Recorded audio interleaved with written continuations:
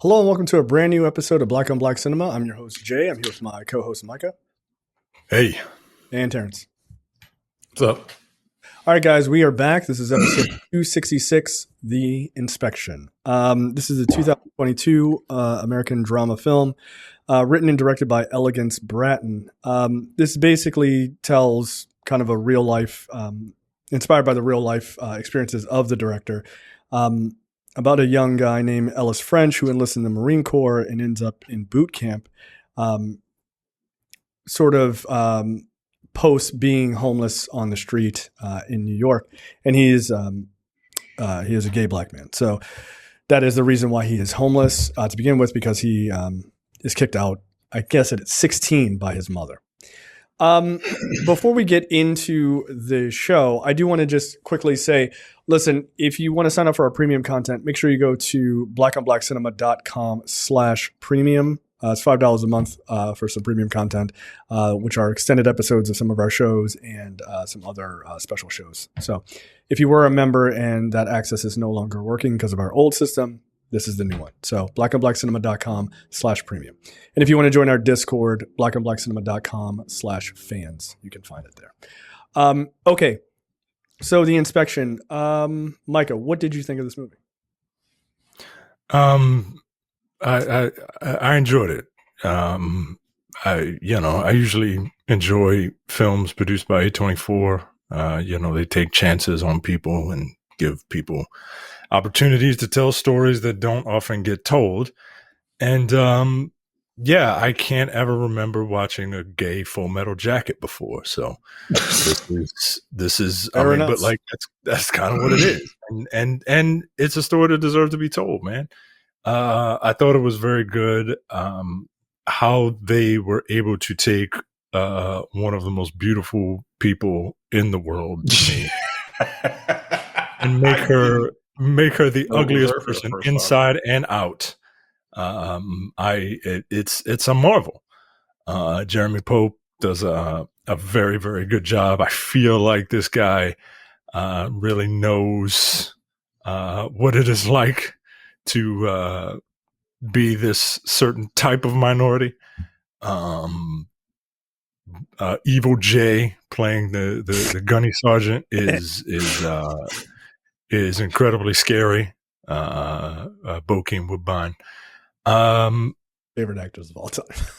And yeah, man, look, I like military movies. I got a soft spot for military personnel. I would never do it because I don't respond well to people yelling at me and shit.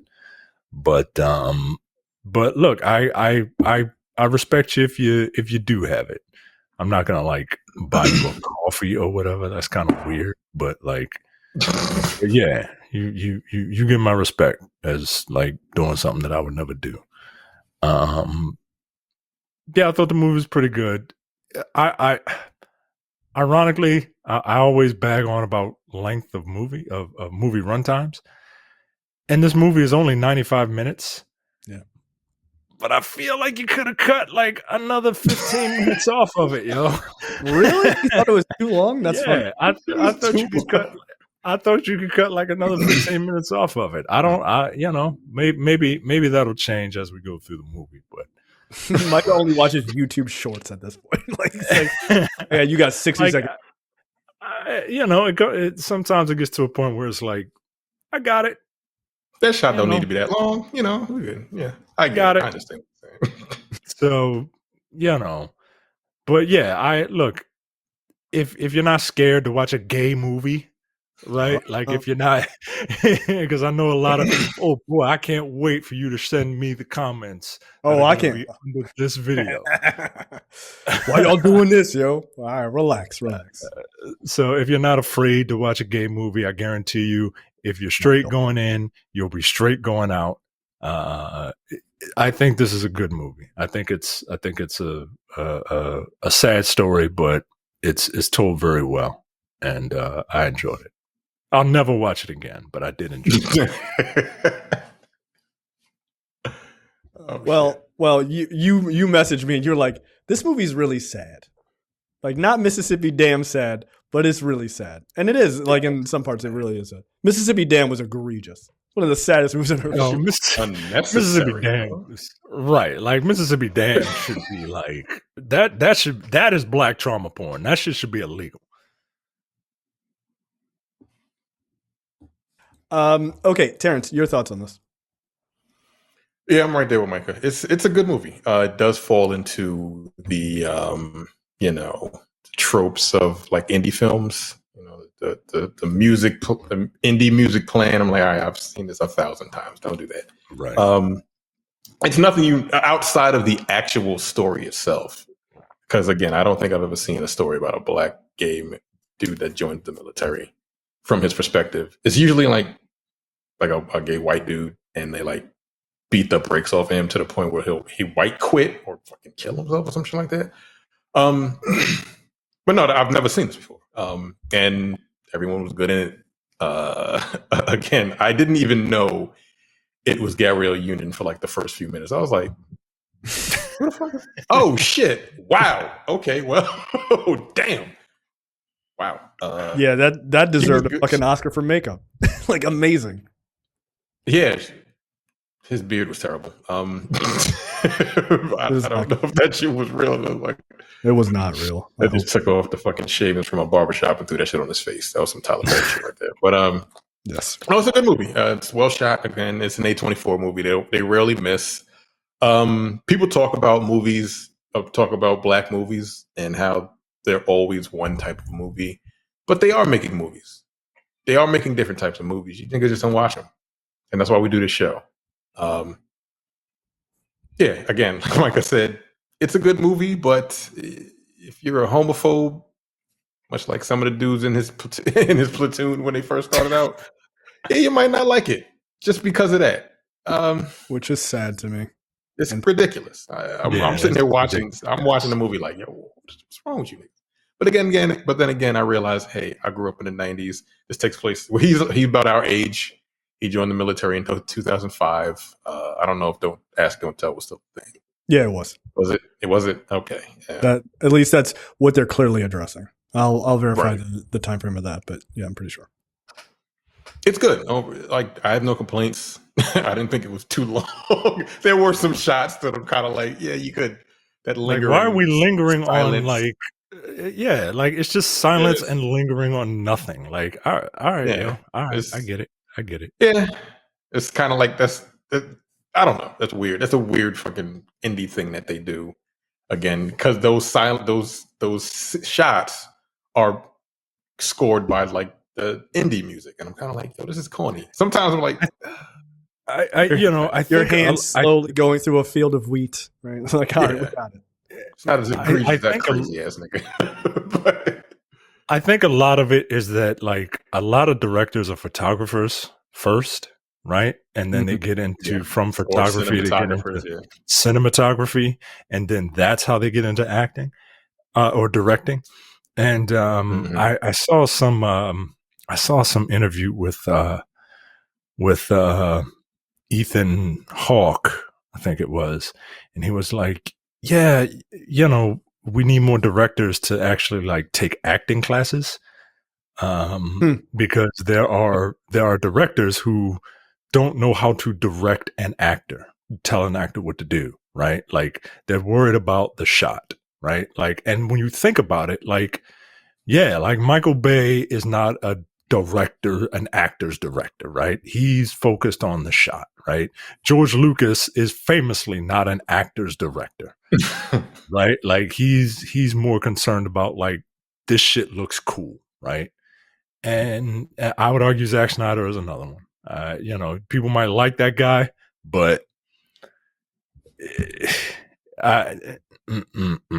anyway, I don't want to get too far off topic, but yeah, I think that's I'd argue Christopher Nolan is a bit of a not an actor's director either. He don't even name a lot of the main actors, or he's like protagonists. Move on, do the cool shit. Like, and I think Nolan's great, but like he's not either. He's gotten better with like Oppenheimer and stuff, but yeah, for the most part, he's not either.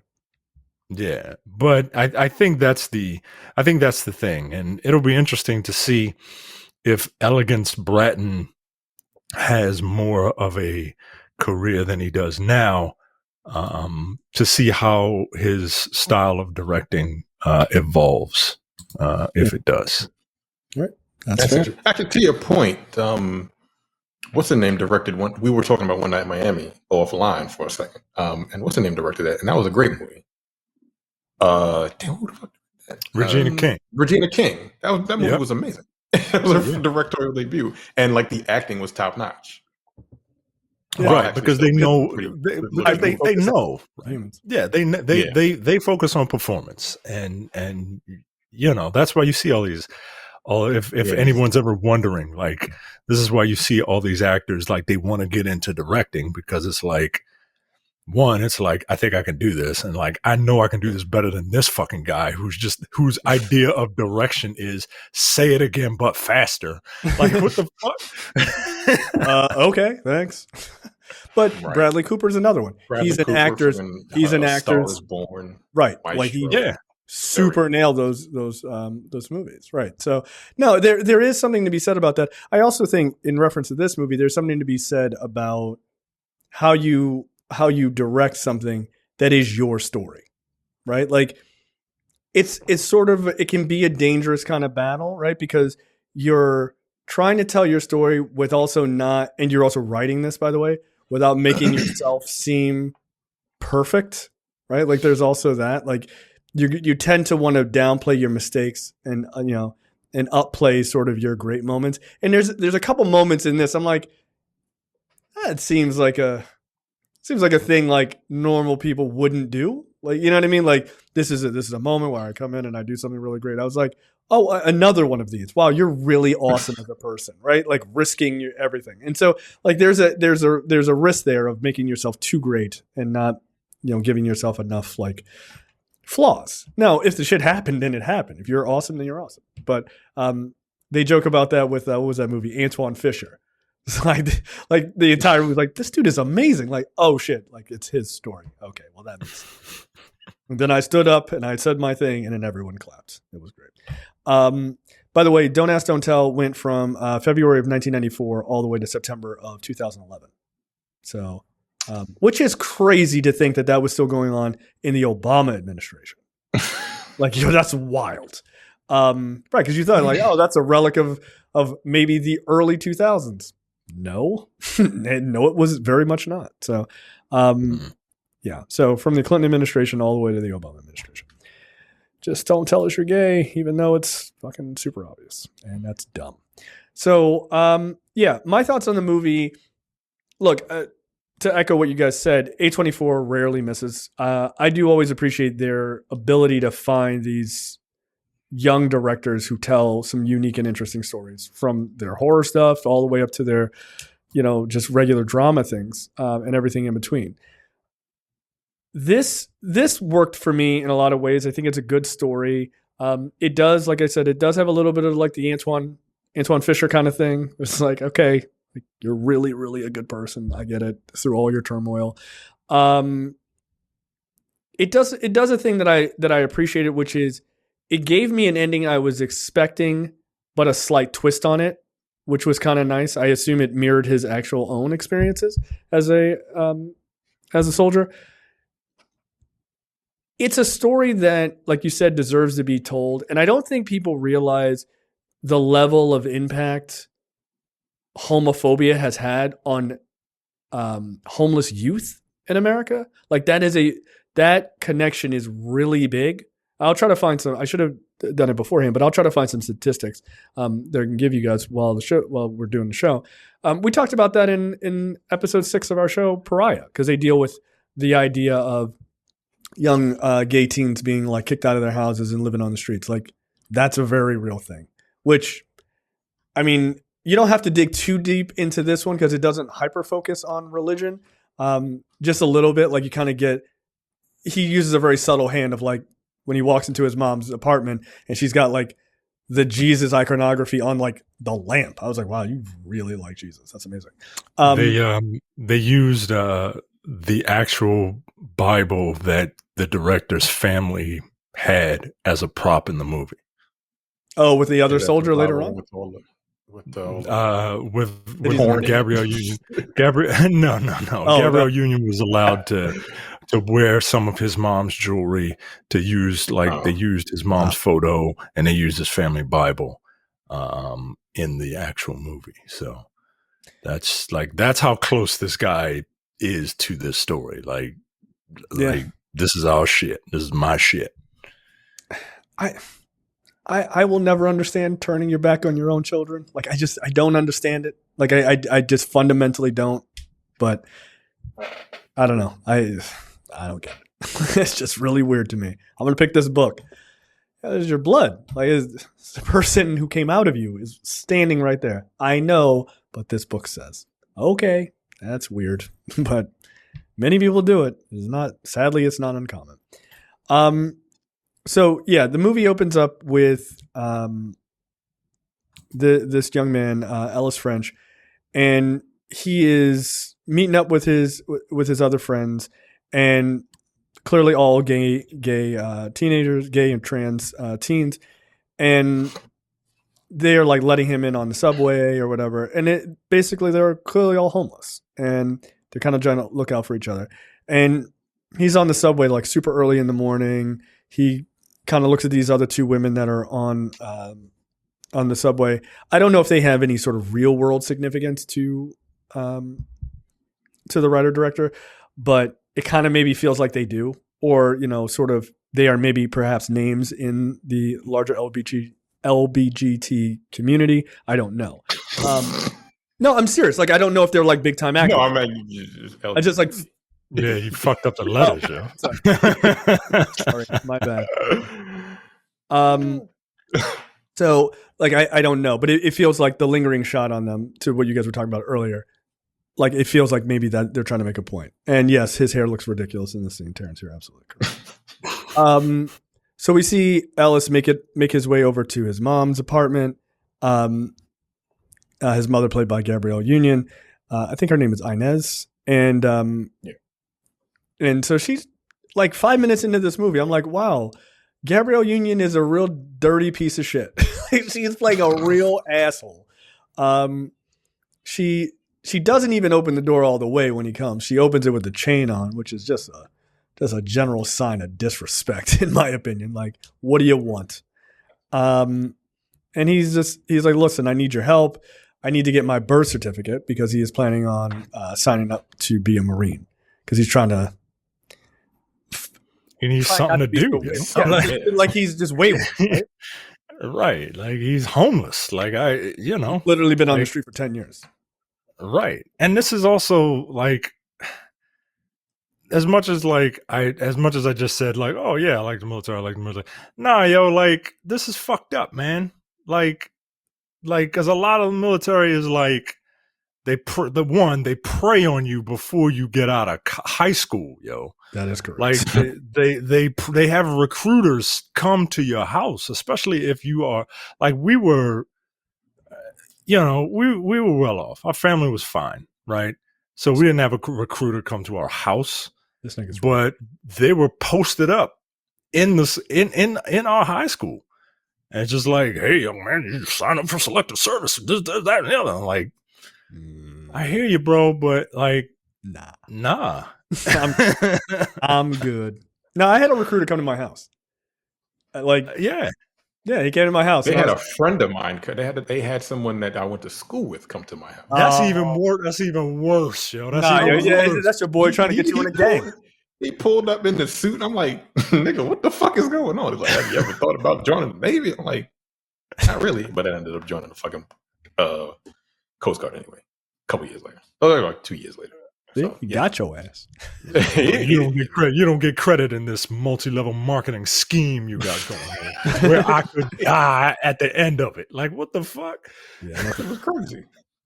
Yeah, like, that's one thing about the military. I hate, man. I hate. It should yes, it is volunteer, but it shouldn't be like, you shouldn't coerce people to do it.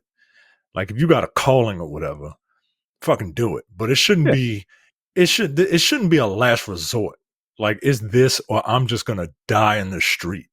Yeah. Like, that's fucked up, man. Well, I mean, look, let's get real. a lot of the United States military, there is a reason they go into minority neighborhoods, because they go into places that have less, kids that have less opportunities. And it's like, oh yeah, like, gung ho and all this other shit. Like, yeah, good for you. But like, that's fucked up. Hey, you want to travel? You want to see the world? Right. like I want to see the world where I don't have to go around the world shooting people. Like, I'd like to just travel there on a regular airplane, not a C-130, my nigga. Like, I don't want to go. So yeah, I mean, that is one of the real kind of shitty things about the military that like people don't want to talk about, but like that's a real truth that they absolutely prey on the poorest, least educated people in the country, because from their perspective, what do you got to lose? It's like, my life. That's what I have to lose. But in some parts of the country, it's like, I mean, you might just lose it walking around the corner. So, but yeah, he does. I pulled up before you continue. I did pull up some stats about LGBTQ homelessness. Yeah, 44% of Native Indigenous LGBTQ youth have experienced homelessness. Half almost. That's crazy. 16% Asian American, 27% white, 27% Latin, 26% Black, and 36% multiracial. So it's all over 25%, except for Asian American, because they probably just tell their parents that they're gay. Or they just don't say anything. Like, they send them back to wherever their family's from. Like, well, this will straighten you out. Like, Jesus. Yeah, you're clearly on the same side I'm on. Yeah, homelessness and house instability. Yes. Homelessness and house instability were reported at higher rates amongst transgender and non-binary youth, including 36% of transgender girls/women, 39% of transgender boys/men, and 35% of non-binary youth, compared to 23% of cisgender LGBTQ youth. So that's interesting, right? Like, gay kids deal with this at an insane rate of almost a quarter of their population. When you consider trans folks, it's damn near 40%. That's insane, man. Again, I'm not saying you got to be like, yay, I want to have trans and gay kids fucking at my house and fucking party with them. But as a human being, you got to see how fucked up that is.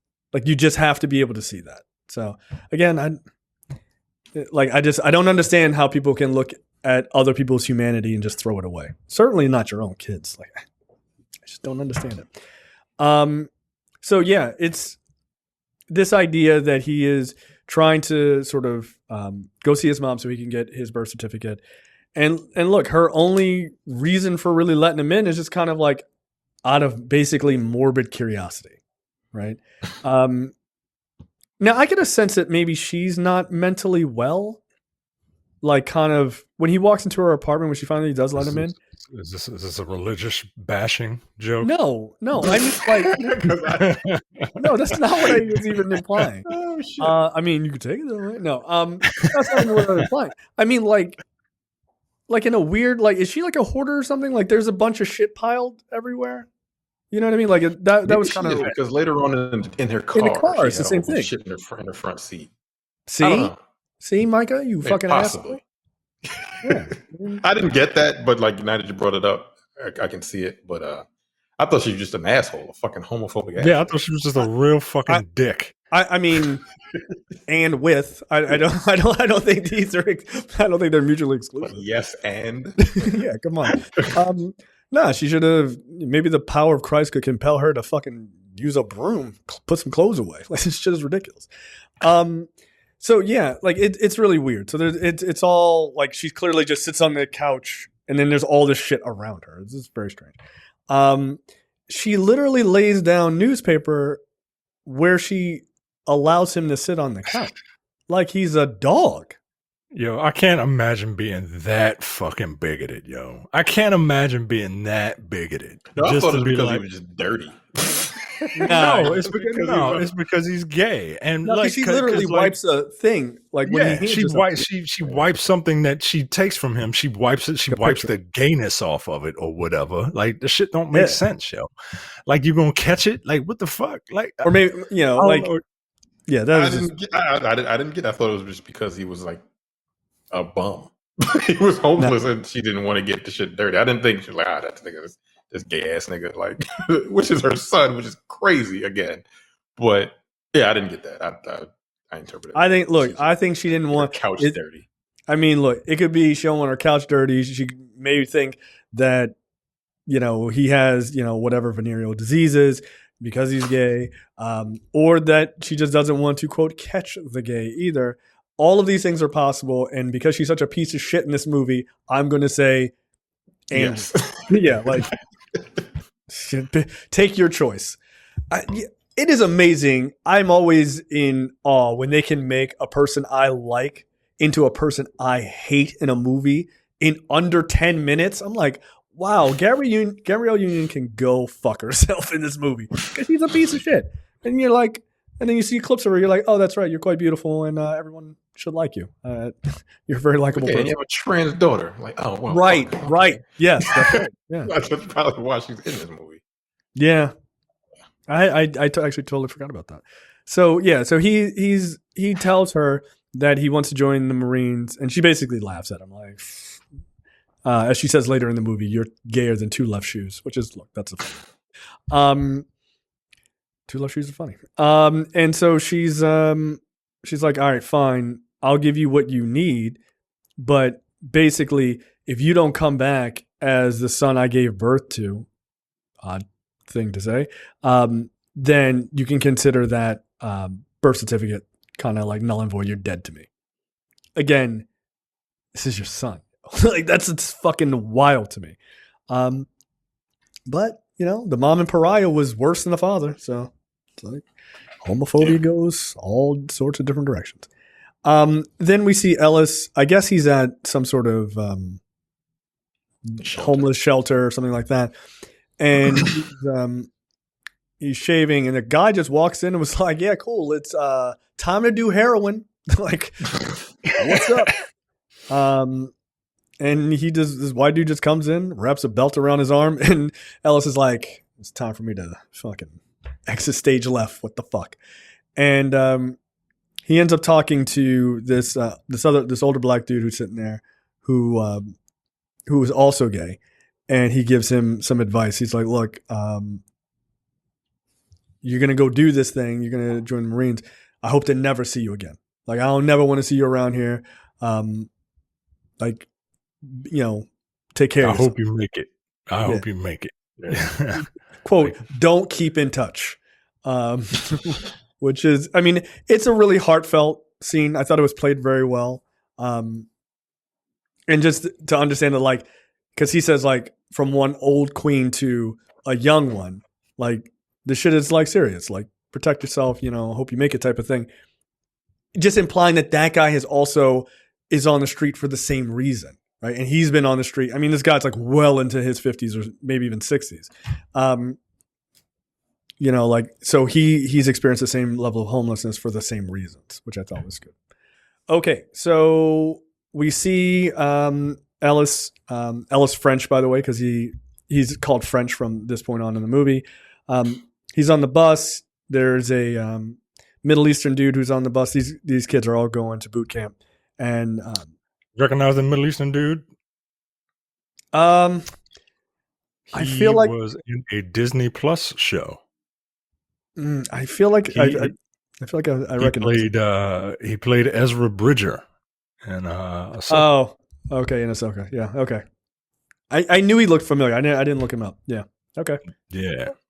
Look, they're on this bus, and look, life kind of stops at high school, guys. Like life is just, once you hit high school, like everything after that is just an older version of high school, right? They're literally on a bus, a couple of fucking bullies.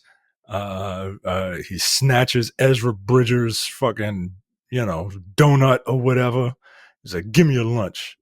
Al Qaeda. I'm guessing this takes place, not far after 9/11. It's 2005. 2005. Okay. And French is like, he comes over and he, tries to befriend this dude because it's like minorities have a tendency to look out for one another when people are being dicks to them, which is why I don't understand why black people hate gay people. Like, makes no sense, yo. They use the same arguments against them that they use against us, and still use right. Like, I don't get it. Unit cohesion. Gee, where we heard that term from? Like, same shit, same fucking idiot playbook. Yeah, I don't get it. I don't get it. Here's a shot of a sunset that didn't need to be there, or a sunrise that didn't need to be there, and then here's a shot of a bird that didn't need to be there, a bird on a wire, and here's a shot of some wheat or some grass that doesn't need to be there. This is what I'm talking about, right? Like, just show the bus pulling up. Like that. What is the fucking point of the bird on the wire? Like, I get bird the on a wire, isn't that like? Bird on a wire, isn't that like a catchphrase or some shit like that? Guess. I get the sunrise. You're establishing the time of day. I get the but I don't get the bird. I don't get the wheat. All right, whatever. They get there. That. It doesn't matter. They get there. Here comes Evil J, and he's a real piece of work in this movie. Again, if there's ever going to be a story of our lives, I would argue that Bokeem Woodbine should 100% play me. I stand by. You would be lucky to get Bokeem Woodbine. You goddamn right. That's fine. Bokeem Woodbine is an incredibly talented actor. Where is he from? His accent is odd to me. It's always been very odd to me. Bokeem Woodbine is from Harlem. It's like a slightly weird accent to me. I don't know why. Because it kind of has a southern like drawl to it a little bit, especially like in this movie he sings some cowboy song or some shit later. Yeah, and I think he's kind of affecting it. I think a lot of it is his raspy voice, but in this movie, I think he's kind of affecting a bit of a southern Harlem accent, if you will. South Harlem accent. Yeah. No, he's great in this. I mean, look, he's a piece of shit. Like he is. You don't like him. You're not supposed to. But he does such a good job of coming off in exactly what I would assume a person in his position at the time would have, right? Like if this guy is going to become a Marine, I'm going to make sure he's what does he say? He's a badass motherfucker or whatever. It's like, yeah, I get that. But at the same time, like you're abusing this guy. like you're not really helping him. It's like, no, I'm helping him. Like, but you're not though. Like you're really not. And at the end, like his not turn, but the way he handles the end of the movie, I thought was interesting too. So yeah, but here's the thing: he's not there to help him. He's here to help the government, right? And he's here to help the government. Right, he's here to help the government gain another soldier, and that's all this shit is. And I just don't want people in my face, yo. I don't want people in my face like this, yelling and screaming at my ass. Like, what the fuck? Yo, get out of my face, man. Well, as someone that went through boot camp, I can attest to like they're all like that. They're all like that. They are. Like again, they break you down to pull you back up. But once it's over, like they're the coolest motherfuckers on the planet. Yeah, because it's a frat, right? Like it's very similar to that idea. And even him, he tried to kill this nigga. I didn't understand that shit. I was like, yo, what the fuck? All right, man, you wildin'. And like he just kind of let him get beat up. But this was 2005. Like, whatever. Yeah, but like they're there to do a job, and they're very fucking abrasive, incredibly abrasive. And if you can't handle it, like this, I like what they did later on when they make the roll count. Every time they do a roll count, like there's less and less. If you notice that, by the end of the movie, it was like 12 people. That was 20 something before. But yeah, if you can't handle it, you just go the fuck home. They let you go home, but yeah, they're all like that. So he was bad, but he isn't outside of him almost trying to kill us. He is the worst that I've seen. Like he was tame. Honestly, I thought he was a lot more tame than he would be than he was. I thought he was like way more tame than I thought he would have been in the movie going through it, except for that one part. Because I thought he was going to give him absolute hell. He kind of fucked with him, but not as much as I thought he was going to. Yeah, because I guess he had that other drill sergeant with him. I don't know if they knew he wasn't too sure about that one. Yeah, I wasn't 100%. Yeah, it was. That's an interesting wrinkle to that story. He was not like. Yeah, he was not. He was not like Arlie Ermy from Full Metal Jacket. It's like, is this guy acting? It doesn't feel like he is. I think this guy's a fucking psycho. It turns out I don't think that other nigga was acting in this movie. The other black kid in the movie. I don't think that nigga was acting. I think they just got that nigga off the street. It was like, 100% not acting. Just ad lib, bro. Because if he was acting, he's very good. I need to see him in more Aubrey Joseph. Aubrey Joseph. You know what? You guys probably haven't seen him, but I actually did recognize him, and now I'm on his Wikipedia page. I do know who he is. He was in Cloak and Dagger. He's Cloak. Oh, he's Cloak. Yeah. Oh, yeah, I didn't see that. Yeah, he was pretty good in that, actually. He was not bad. Yeah, he's not acting in this movie, like, at all. He's just like, you know what? Fuck it. So, all right, Micah, go ahead and continue. Look, they do the basic, like, welcome to boot camp, motherfucker. Stand at attention and keep your feet at 45. And Cloak makes some fucking he makes some damn racist ass joke when Ezra, I forget that guy. What's that guy's name? What's that guy's character's name? Oh, French. No. Ismail. Oh, Ismail. Ismail. He Ismail comes and they ask Ismail, "Are you a member of a terrorist organization?" And he's like, "No, sir, no." What the fuck? And then Cloak is like, "What about 9/11?" Nigga, shut up. Do some push-ups, nigga. Yeah, I never understood that. Like, you just got the boot camp. You think making jokes? You think this is a joke? Like, I don't want to do 500 push-ups on day one. How about we just relax? I had somebody in my platoon that they called him Smiley because he wouldn't stop fucking smiling. Yeah. Mm-hmm. That wasn't good, bro. That wasn't good because he kept fucking us over and we had to keep doing push-ups.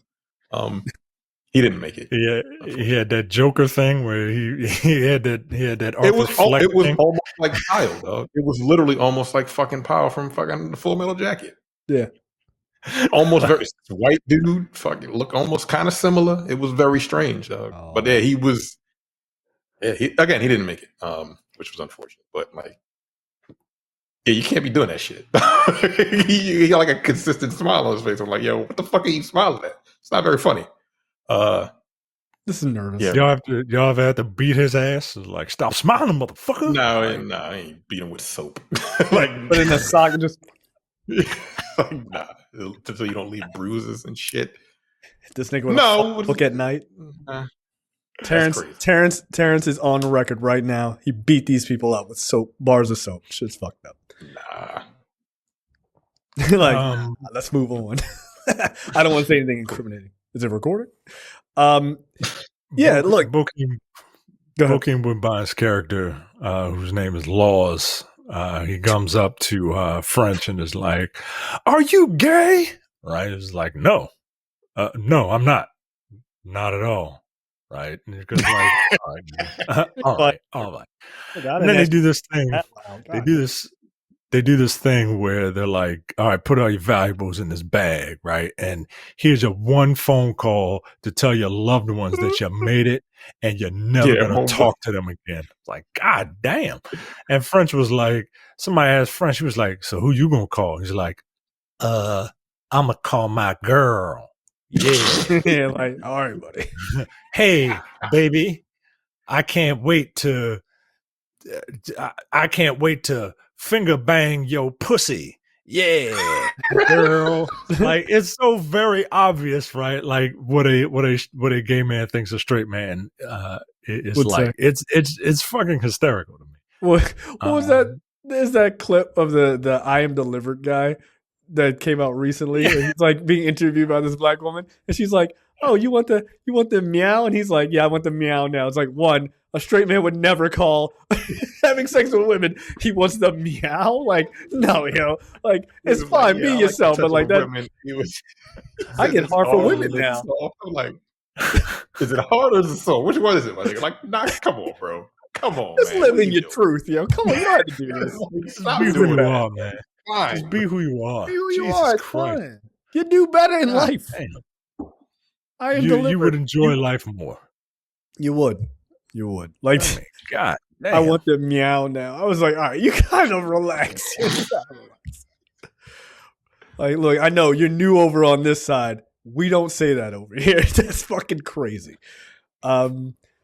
Yeah, but in that same scene, what's his name is crying at this point because again, like the toughest niggas are usually a bunch of bitch ass niggas. Bowles, the other black dude, he's on the phone like weeping. Yeah. Which I thought I burst out laughing when I saw the laugh. Exactly. But like this dude wore like 3 different chains to boot camp.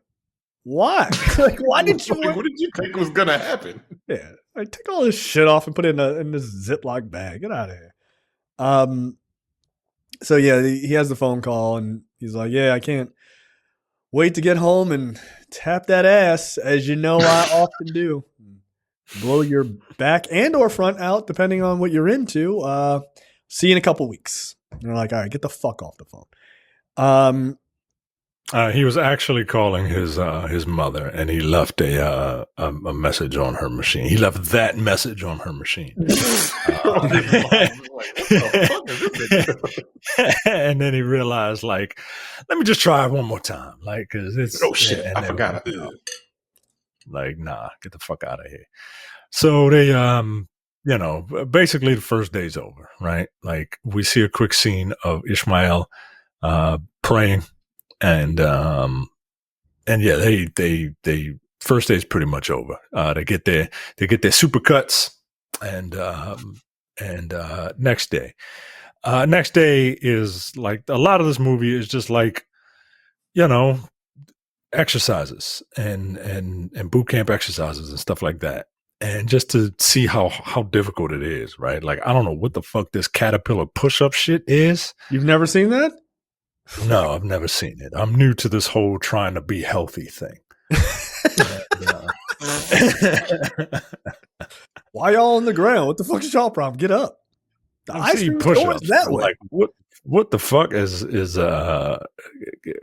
no, I don't want to do that. I don't want to do that. Push-ups, but you have to work as a unit. Yeah. Everything you got to do as a unit. That's what it is. That's all it is.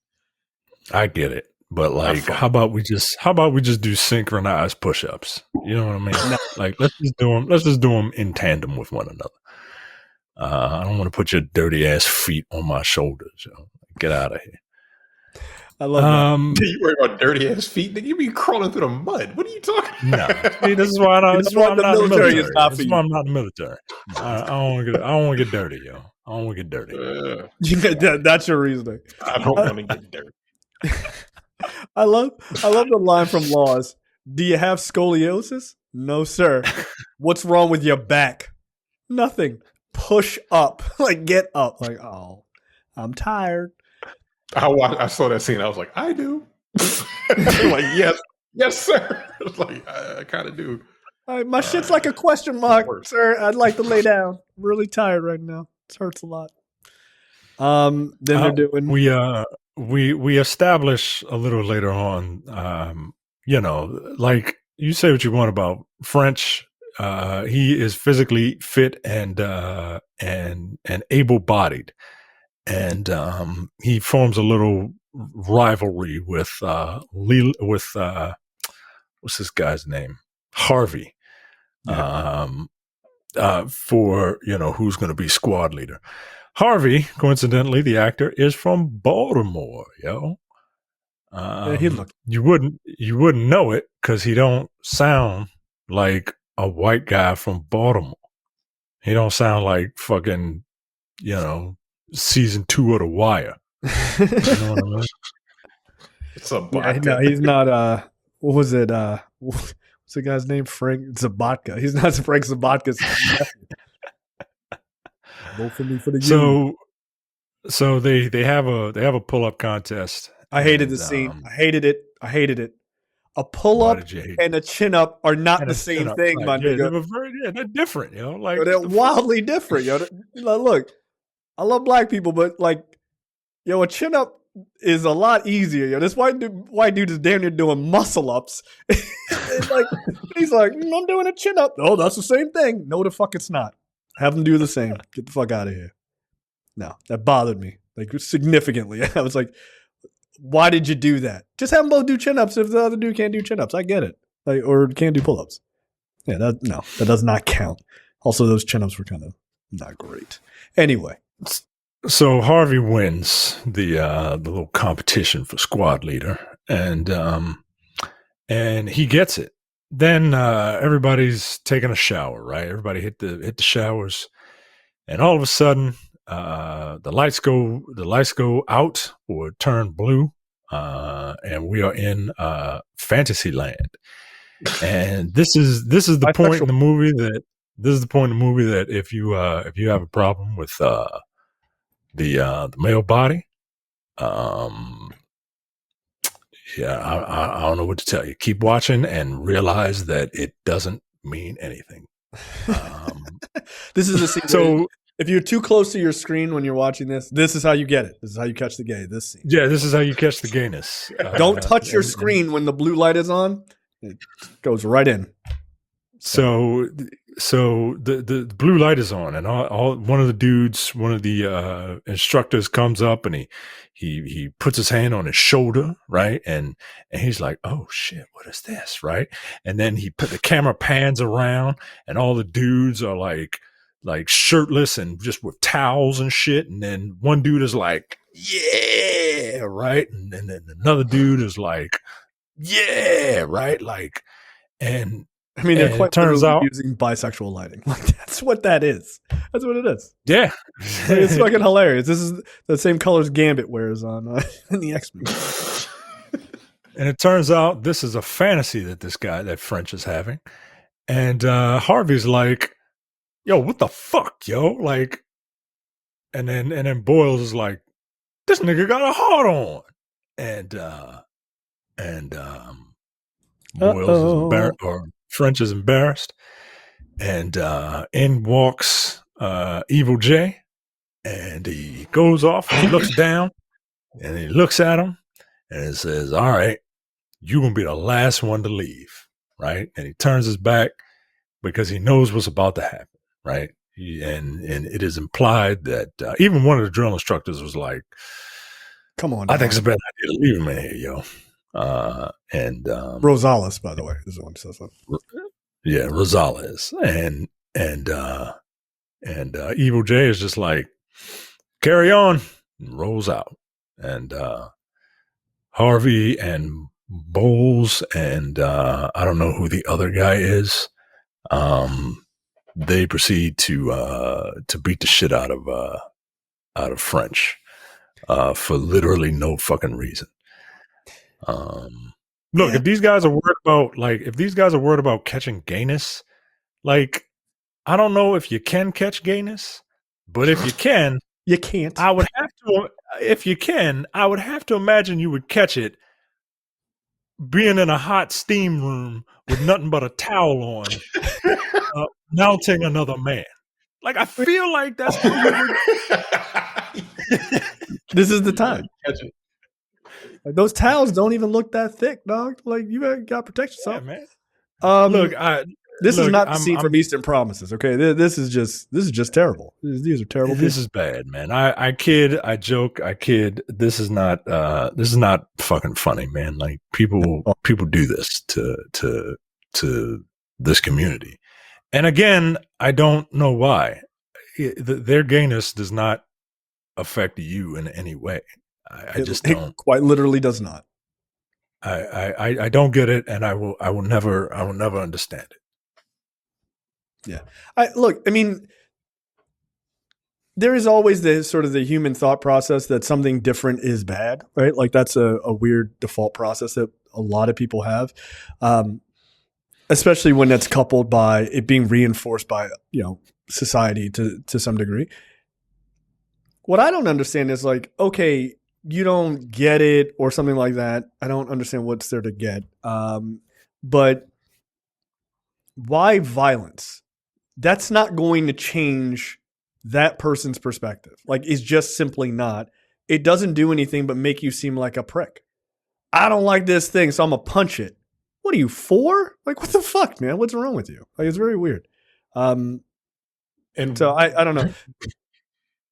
Go ahead. Well, no, actually, what I was going to ask you is you were in boot camp during this time frame. So, like, did you experience any of this? Like seeing anybody being treated differently because they were gay?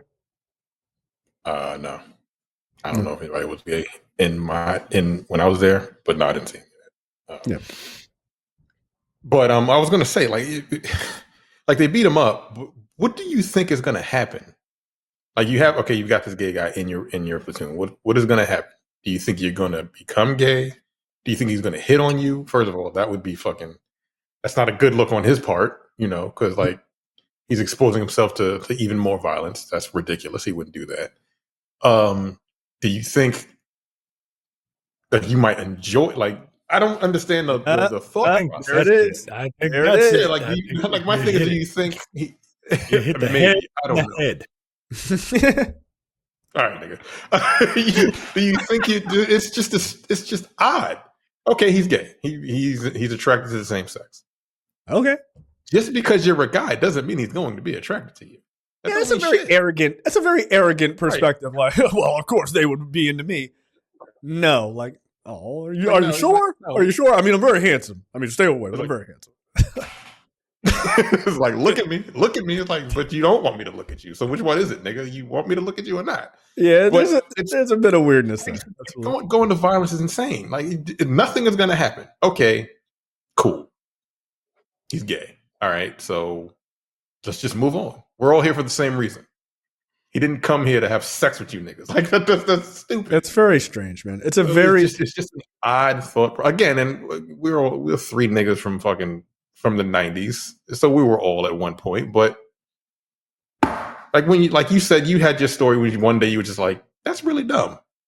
Mike J, you said, what am I doing? Like, why am I like this? The exact same thing. I did the exact same thing. I'm like, that's really stupid. Like, this shit doesn't make any sense to me. Like, I didn't have like a close friend or some like quote unquote come to Jesus moment or whatever. I just literally was like, if people are born like that, why the fuck are we treating people differently? Like, it never made sense to me. It just, and it still doesn't make sense. I see quite literally people making like conservative, young conservatives making videos of like being gay is wrong.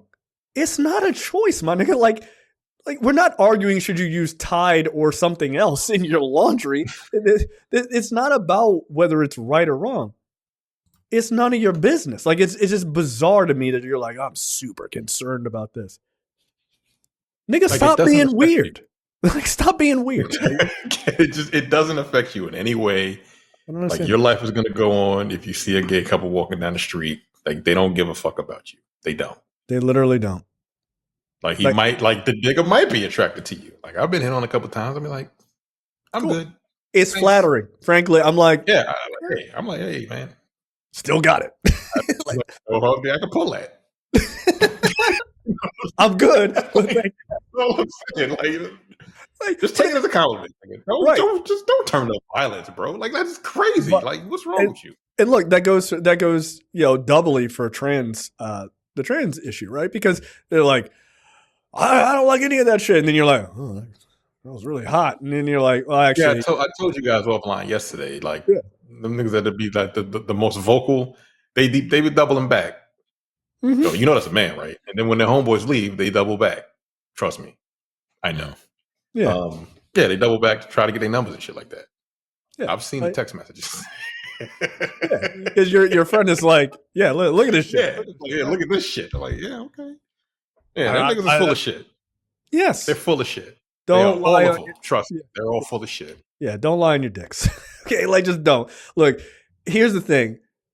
There are a number of things that are true in life. And one of the big truths is not, when I say niggas, I mean of all stripes. I mean just dudes in general. Niggas really don't give a fuck as much as they pretend to. Okay, like, nah, I would never.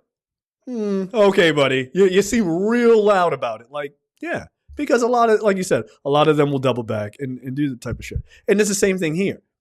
Why am I so angry about it? Probably because you like there's something in you that's like, why can't I enjoy that? Like, dude, just be yourself. Just be yourself. So and look, that joke in one episode. What was that joke he tells?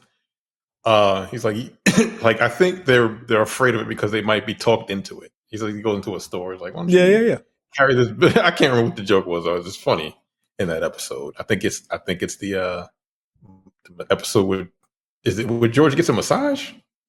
Yeah. I can't remember. Yeah, there's one. It's an early episode. To join the other team. Yeah, right. You think you can be convinced? It's like if you're not attracted, you're not, dude. It's just it's just that simple. Yeah, the best question always asked when people are like, "It's a choice. It's a choice." Then I just go, "What was it? Do you remember the day you chose to be attracted to women?" I don't. Like, I do not. You know why? Because it was just inborn. I came out, and when I matured to the age of like, oh, people I'm sexually attracted to, guess what? My brain was like, women. That's it. There's no choice. And it's just the same for anybody else. So it's just silly. Like, to hear people in 2024 say that being gay is a choice is fucking wild to me, dude. I'm like, nigga, you still on that? What is it, 1986? What the fuck are you talking about? Who still believes this? Like, it's bizarre. I don't like your lifestyle. Like, what lifestyle?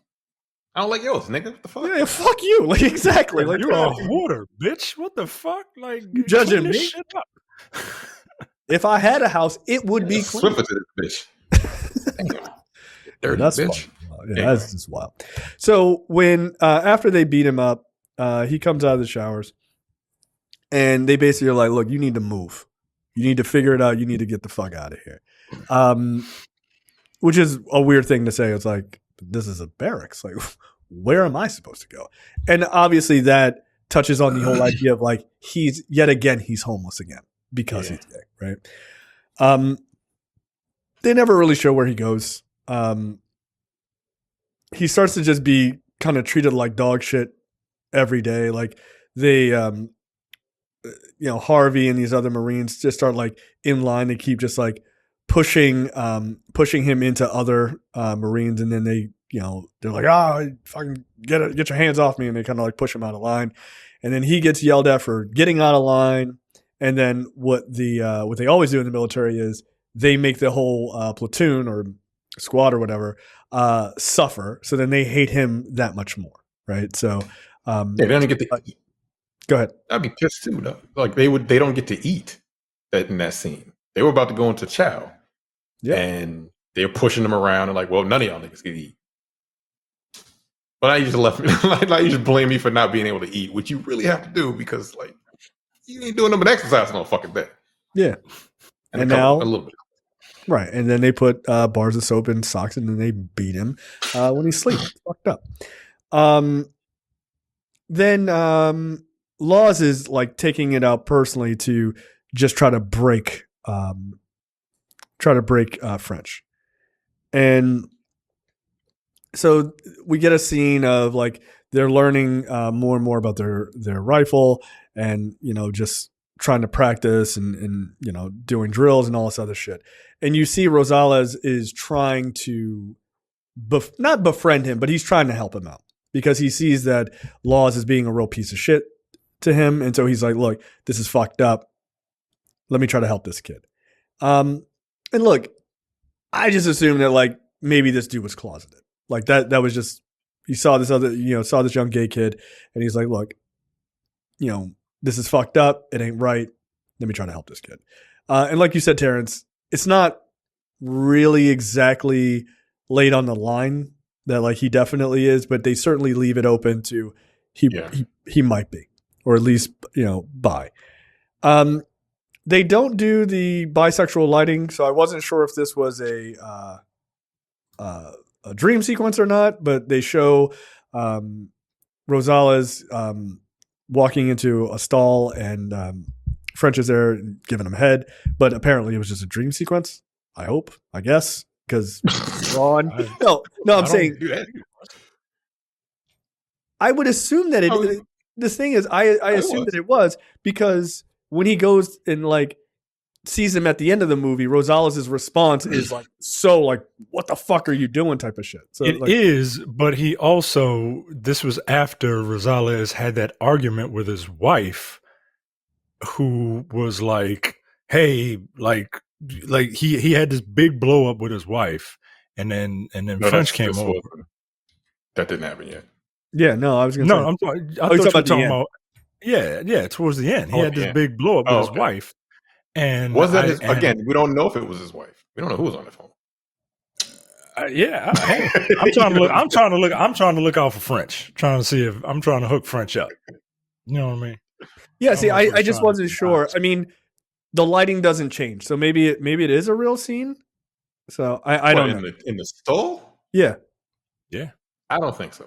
I didn't. At first, I was like, the light. Like literally, I'm watching. I'm like, where's the lighting? Where's the lighting? Like, okay, is this a real scene? But then immediately it's him waking up. So I don't know. Yeah. So I don't know. Did he give Rosales head? I don't know. Inquiring minds. Then a scene where one of our greatest living actors, Bokeem Woodbine, pretends to be a crocodile and tries to kill a man. So I mean, did like a crocodile death roll. So you get this sort of voiceover where they're doing swim training, and Laws is like, listen, this last part of swim training is saving a drowning man. And a drowning man is the most dangerous person because they will literally fight you while you're trying to save their life. So Laws is the drowning man in this scenario, and French swims over to try to save him, and he immediately tries to kill him underwater. Like straight up grabs him and just starts doing a fucking like crocodile death roll. Death roll? I was like, Jesus, man. What the fuck is happening right now? Yeah, and French is like tapping his hand like, I give up. And he's like, I ain't no giving up. Yeah, you about to give up, all right. And he successfully drowns him. I mean, he does. Yeah. And he just throws his body. Like he ain't trying to like pull him up to the surface. Nothing. He just literally pushed him away and just swam back up to the top and just left him in the fucking pool. I was like, is this a dream sequence? Because what the fuck? Where's the lighting? I'm very confused. You see right before the scene ends.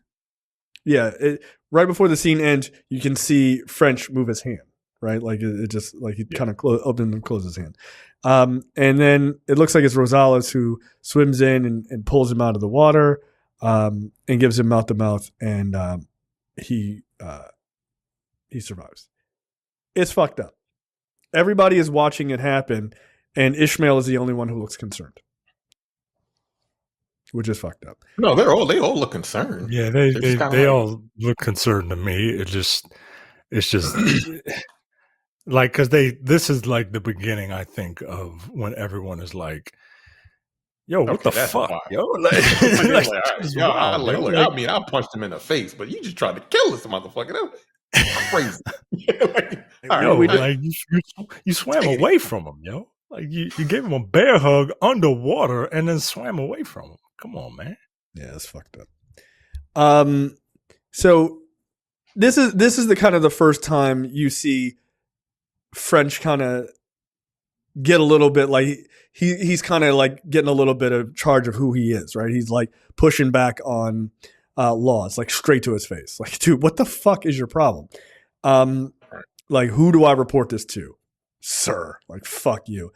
And you know, I'm surprised Laws didn't just like punch him in the face, to be honest. But he was like, who do you think you're talking to? It's like, whatever you think happened here today is you reporting it isn't going to do any, isn't going to help anybody, especially you. Which is a fucked up thing to say to a dude you just drowned 2 minutes ago. But I think I'd have lost it. I'd have got beat up again. Like, you trying to kill me. Yeah, like I feel like I feel like I'm at the point where it's like we gotta physically fight. Like you gonna beat me up. You gonna kick my ass. Yeah, but I'm at least try to break your leg at first. I don't know, man. Like, nah, you're not about to just try to kill me and then I'm gonna be cool with it. Fuck you. No, this is a wild moment. What you thought happened? I was just brought back to life. Yeah, I'm pretty sure I'm correct in what I thought happened. Well, get out of here.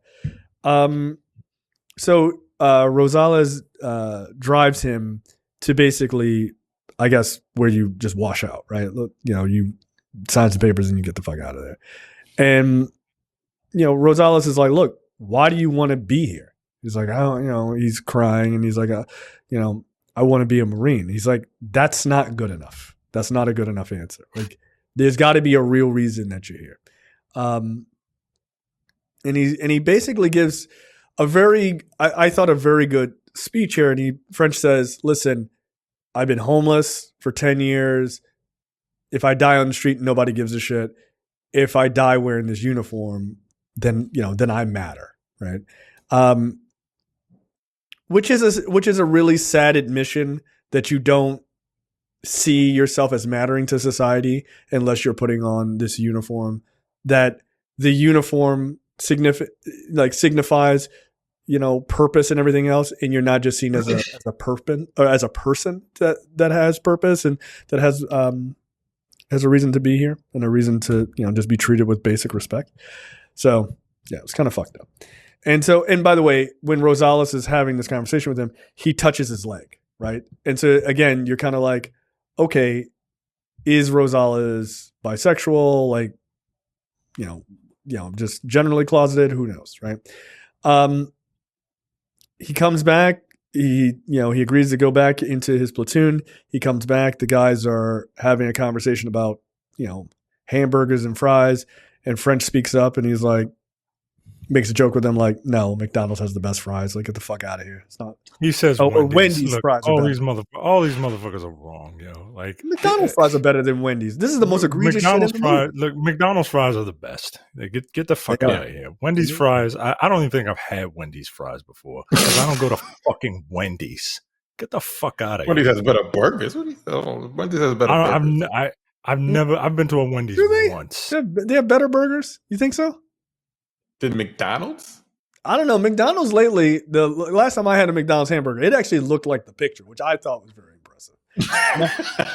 Not back in the day. We all can agree that Burger King fucking sucks, right? Like, Burger King sucks all around. Their fries suck, but I think Burger King has better burgers. I was gonna say, I don't know, man. I do think Burger King has better burgers, you know. McDonald's burgers fucking suck compared to everybody else's burgers. Honestly, their fries are king. That is not an argument.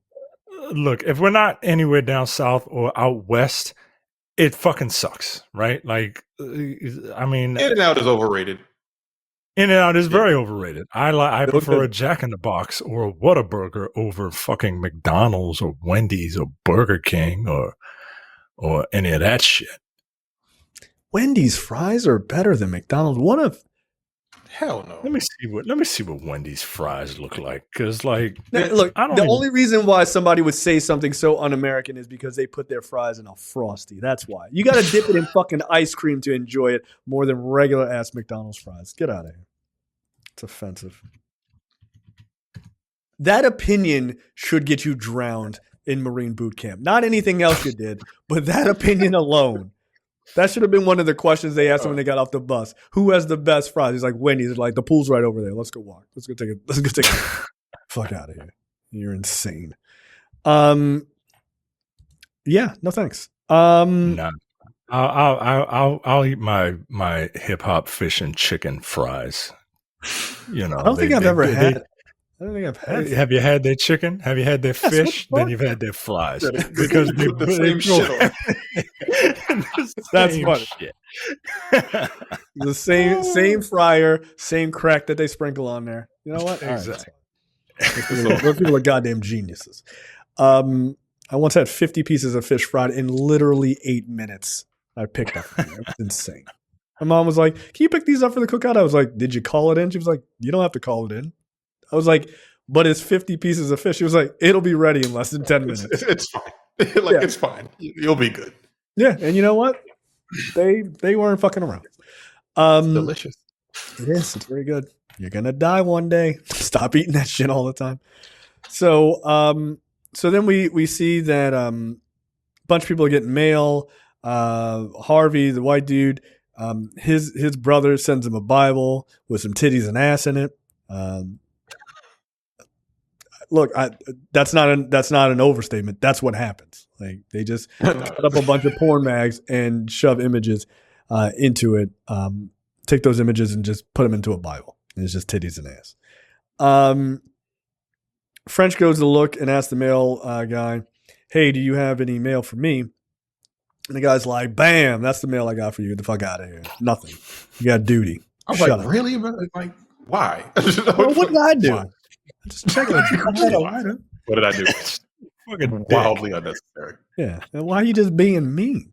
So he has duty, and so he's got to kind of walk around with a flashlight, check on everybody at night. And look, everybody's jerking off. Right. Look. I get that these dudes are very homophobic, but this is some homoerotic shit. Just a bunch of dudes jerking off in the same room. And also, why are you loud though? Like they're like moaning loud. Like, bro, you could definitely be quiet. Like that's crazy. That's crazy, yo. Why do you want the other dudes to know what's going on? Why? Yo, because they're straight dudes, and as straight dudes, we have to outdo each other. Nah, yo. We just do. It's a competition. It's one of those. Nigga, that's not a competition, yo. Like it's not a competition I ever wanted to be a part of. Where it's just like, like you can make like, all right. who can make the loudest fucking noise and shit. Nah, I'm good. That's all that shit. Yeah, this is wildly homoerotic, yo. Like wildly. That's just crazy to me.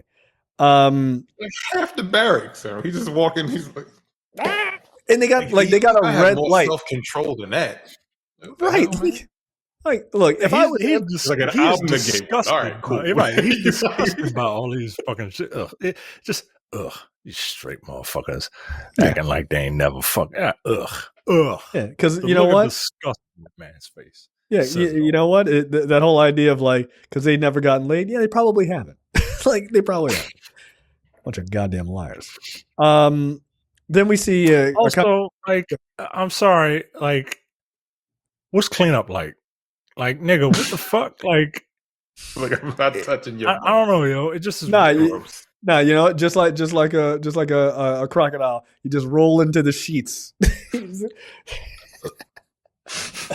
Roll into the sheets and just I'm gonna sleep on my side tonight. Like, don't worry. Right. That's crazy, dude. That's crazy. And they all got like the red light, so it's like super obvious. Like, what are y'all doing? I guess you jerk off as a platoon as well. Like, that's weird. But he's gay, sure. So then we see a conversation between Rosales and Laws, where Rosales is like, "Look, I used to look up to you. Turns out I used to think you were a hero because you were the one who served in the Gulf War. You had more, in-field experience and, all that shit." And he's like, "Nah, you're just a bully. Like, and I don't like bullies. Like, get the fuck out of here." And so Law is like, "Listen, my job is to make monsters, not even Marines for the fucking government. Like, I don't give a fuck. And if this guy is going to pass my, pass my test, then he's going to be a badass motherfucker." Like, because, like, he's a homophobe, but also like, I think he can do it. Like, type of weird shit. Like, I think I can make him into a tough guy. Like, he might be gay, but he's going to be like the toughest gay guy. Like, all right, that's a very weird, again, a very like weirdly homoerotic kind of thing to say. Like, he's going to be a top. I ain't making sure he's a bottom. Like, all right, this is fucking odd, right? Like, it's a very strange, dudes are weird. So then they do shooting practice, and, they do something that I thought was profoundly fucked up. This shit is this was foul. God damn. I'm like, what are we doing right now? Like, why did the movie turn from like, hey, we're all homophobes to like, hey, do you like Islamophobia? let's double down on that. Like, God damn.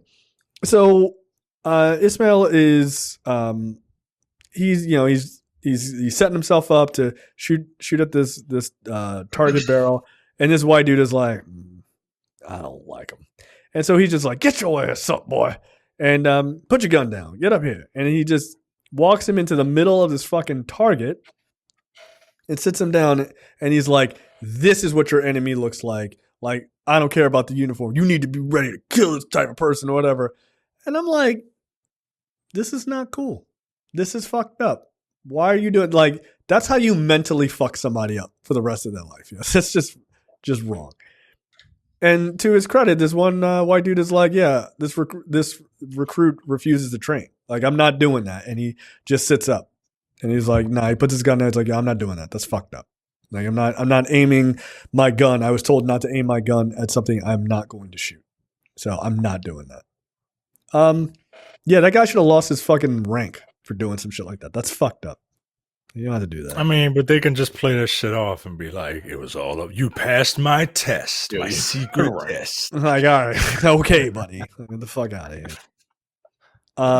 And so they put Ismail back into formation, and he gives him back his rifle. And so then the guy's like, all right, get back in order. So then we get a scene of the troops. They're all at church. There is, they're praying. It's obviously, the sort of Christian situation. And Ismail walks out and he goes in the bathroom. He's crying because he realizes, like, because he's Muslim, he's only going to be seen as a guy who, like, tortured and killed Law's friends. So it doesn't matter what he does. And, French gives him a hug and he's like, look, like, bring it in, buddy. Like, we're going to get through this shit together, And again, this is like the little bit of the Antoine Fisher thing. Like, and then I hugged, a guy who was suffering under the boot of Islamophobia. And then everyone clapped. Like, all right, got it. And Ishmael's like, does this make me gay? Yeah.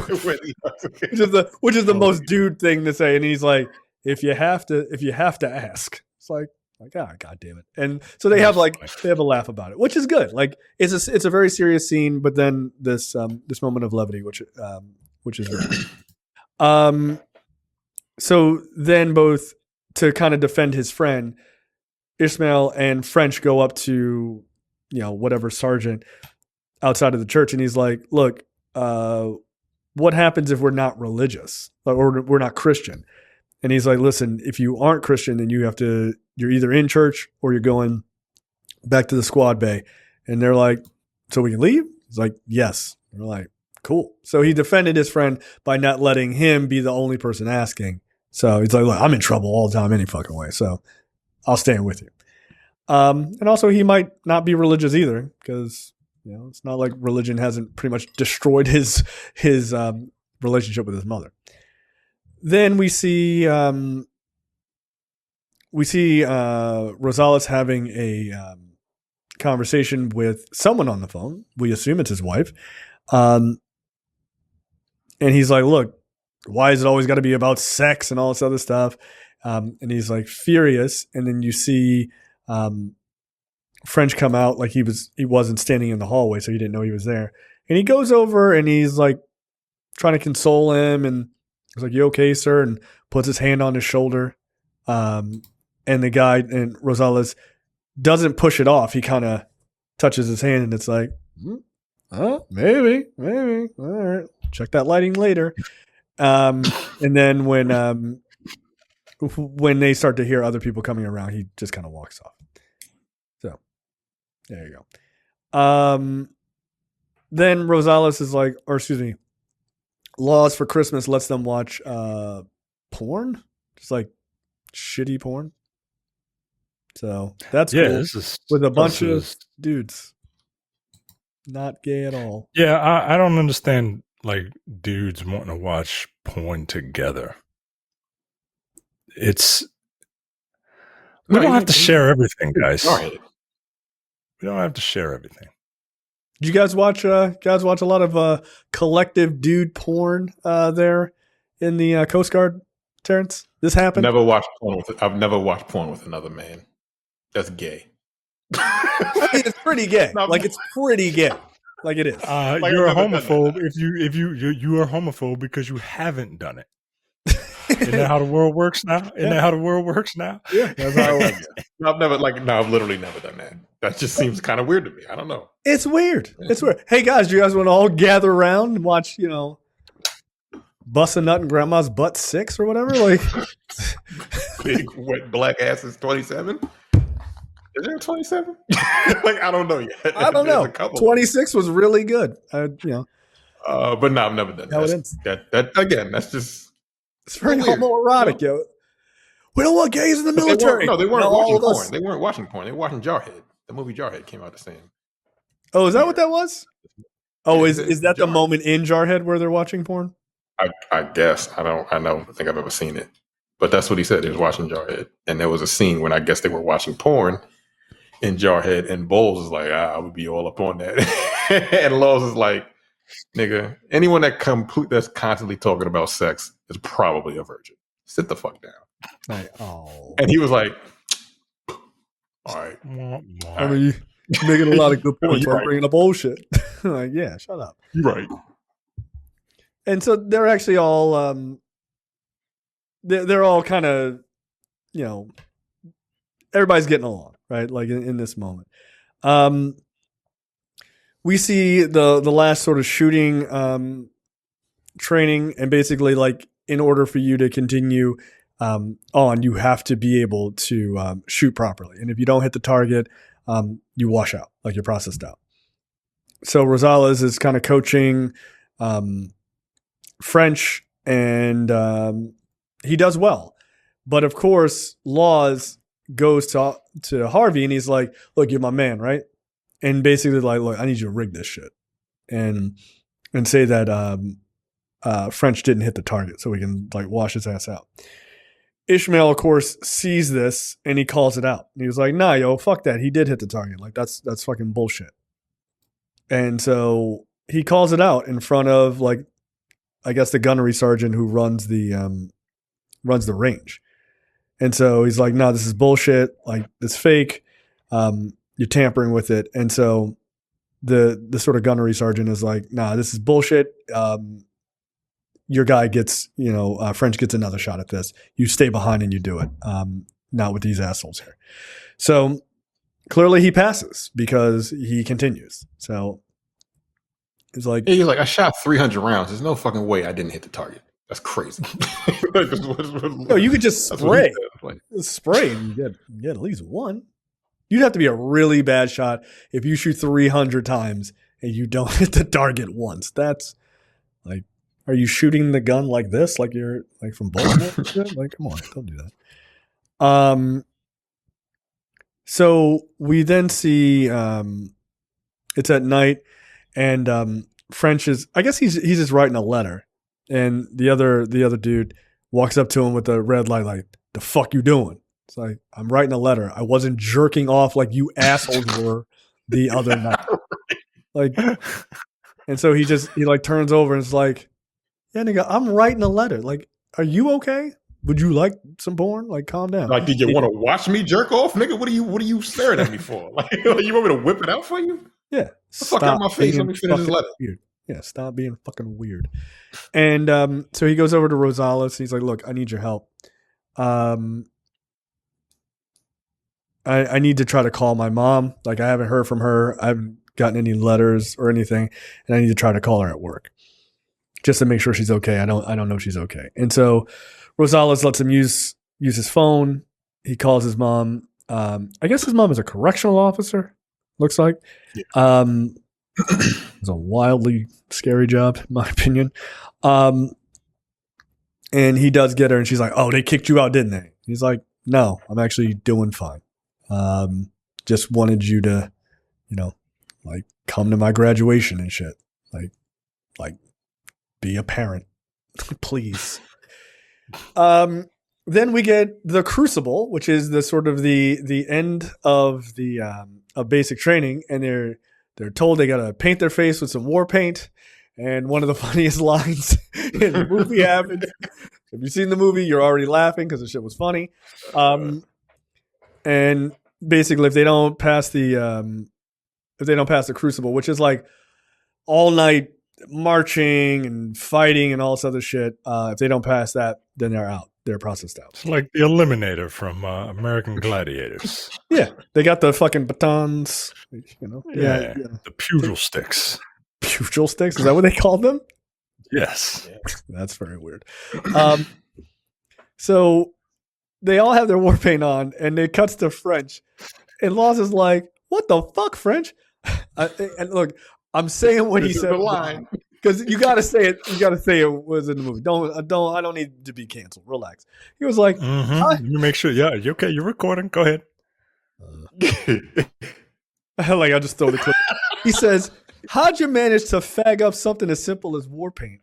And then they cut the immediate cut to because they're playing the camera is shot over French's shoulder. Right, you only can see Laws, and he says that line, and then they cut to French.